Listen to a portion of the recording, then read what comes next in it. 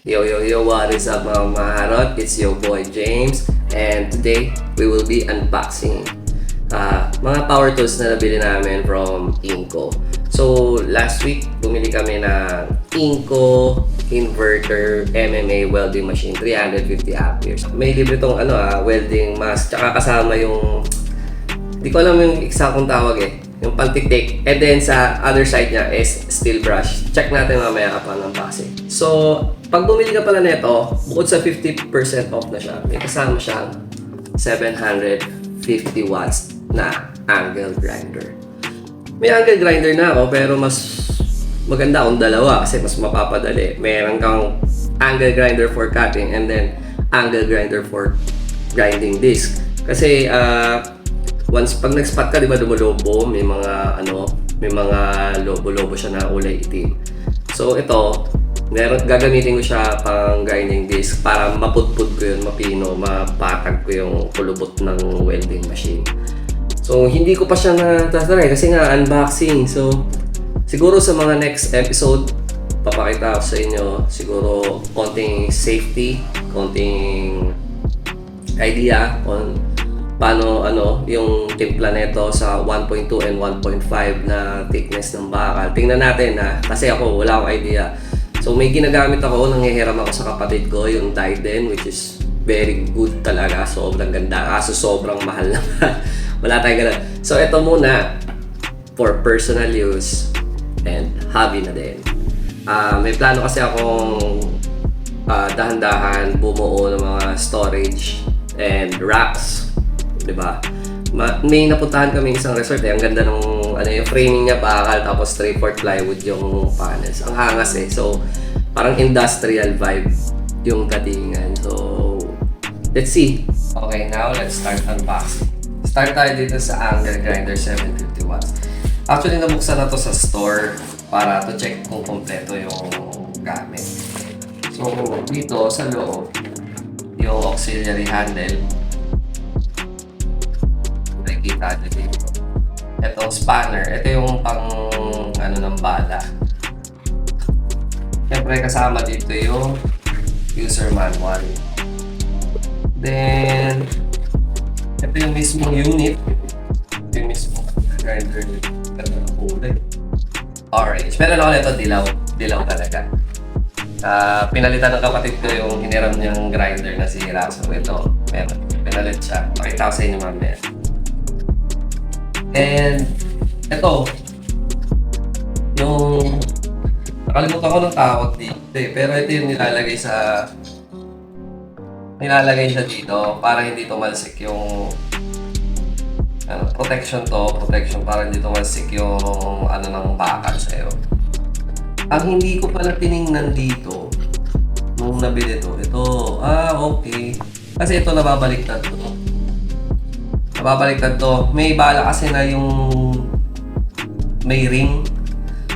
So, kapag may ring, ito yung gagamitin mo side. Kapag yung cutting disc lang, tsaka ito, this side. Ayan. Naglalak yan dyan. Ayan. May may bakal talaga. Next naman natin i-unbox. Ito.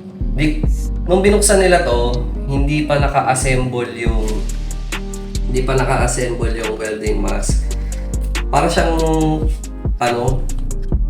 plastic na manipis. Pero may makapal yung makapal yung lente, yung lens na itim, yung parang shades niya. Pero yung pinaka face mask niya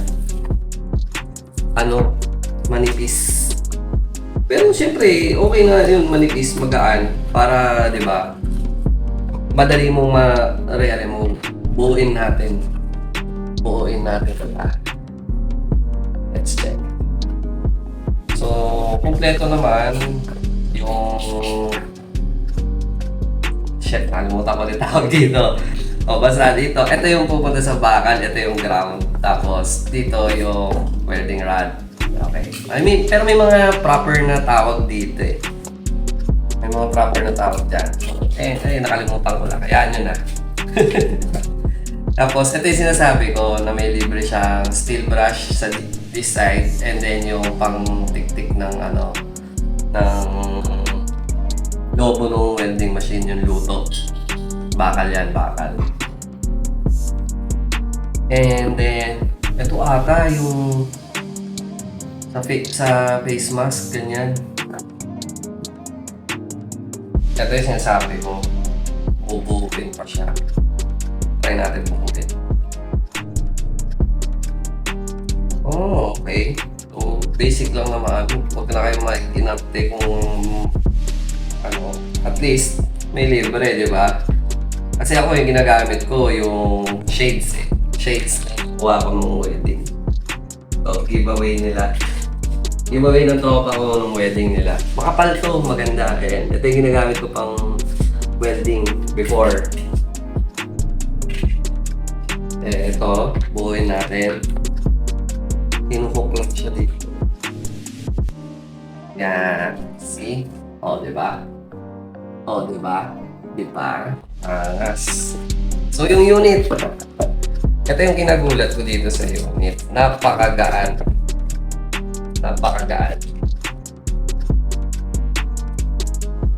Binubuhat ko to, feeling ko mga nasa 3 kilos.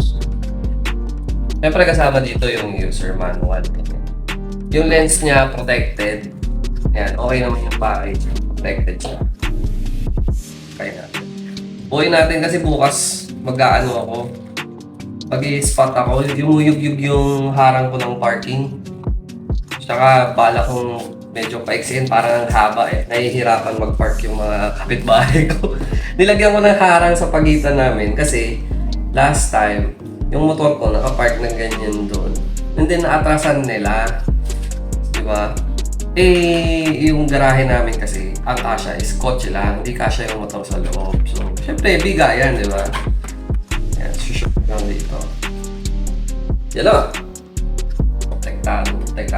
So, protected yung face mo. Kasi na-experience ko na yung nag-welding ako na napalsikan ako ng nung kislap. Kaya nangangarap din ako magkaroon ng ganito. So, ayun, meron na ngayon kasama yung unit mismo. Apakaganda. Ito na siya. Yung dati nabibili na 350 amperes nila. Wala itong surface na to. Parang hingahan lang diretso dito yung honeycomb style. Ngayon, marami na siyang hinga, meron na dito. Dito sa likod, yung ventilation niya, yung fan dito. Ayan. So, negative, positive, okay. Anong adjust? Okay. Hindi ko pa natatry. Tingnan natin sa actual. Bukas, mag-ano ako. So, ayan. Kompleto naman ang ating gamit sa box. Diba? Bukod dito sa angle grinder and sobrang mura. Pumasok kami sa store, sobrang mura. May nabili ako, buy one take one. Buy one take one itong circular saw blade nila, yung 7/1/4. Solid to.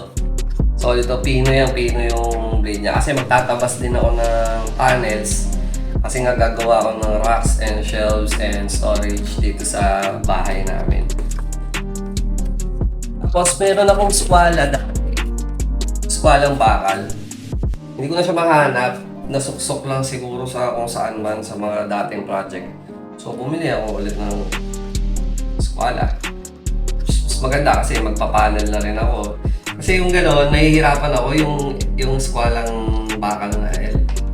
Nahihirapan ako pagka yung mag-45 na ako, lalo na't nabubura yung print niya. Eto, di ba? Engrave na yung print niya sa plastic. Pero hindi ko pa na-check to kung skwalado talaga to. Basta sinot ko lang dito sa paper. So, ayun. Sana mag-enjoy kayo sa mga susunod na upload ko ng video. Gagawin ko na rin kasing regular, parang diary ko. Kasi bagong lipat kami dito, so maganda siguro parang may babalikan kami na mga video na, oh, dati ito lang itsura na ito eh. Ngayon, oh, ano na, di ba? Hindi ko naman sinasabing expert DIYer tayo, di ba? Pero we'll try our best. Sana samahan niyo ako. Ayun, hope you enjoyed this video, yung unboxing natin ng welding and angle grinder. So hopefully, good yung performance ni Inco. So meron akong Inco nga, yung yellow. Nakalimutan ko lang bunutin eh. Sabi ko pa naman papakita ko sa inyo. Pero okay naman, walang garangal. So sana mag-enjoy kayo sa mga following videos ko sa DIY and wood and metal journey. Hope you enjoy, guys. See you. Peace out, mga maharot.